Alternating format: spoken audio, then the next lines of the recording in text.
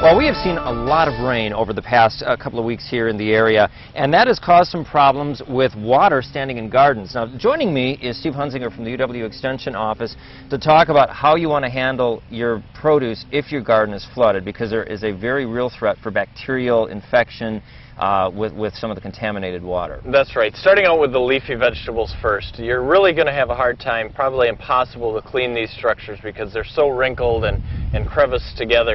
It's probably going to be best to either throw these out, compost them, do something different with them besides consume them, because no way to really get them clean and make sure that that bacteria that you mentioned is there. Okay, and then you also talk about berry plants and some of the root plants as well. That's right. If we're talking about berries or some of our peppers or tomatoes, we really want to check them over for cracks, make sure there's no damage to them where pathogens could have gotten into them.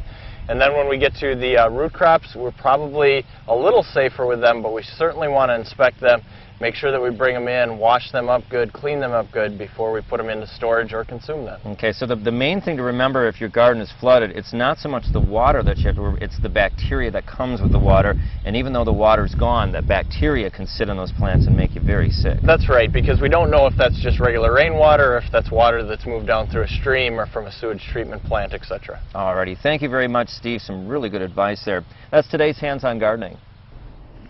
And also, we keep hearing a lot about what corn prices are causing because there isn't enough corn, so all our beef and everything else that gets fed the corn, everything's going to be more expensive besides. So it's going to be a tough summer, I think. It sure will be, and you know, we're just going to see some more showers, but at the moment, at least in the next 8 days, I'm not seeing the same sort of rains that we went through a couple of weeks ago, because those were just awful. So maybe more than just typical rainfall. More of the summer-like summer showers. All right. Hey, thanks for joining us. Back in just a moment.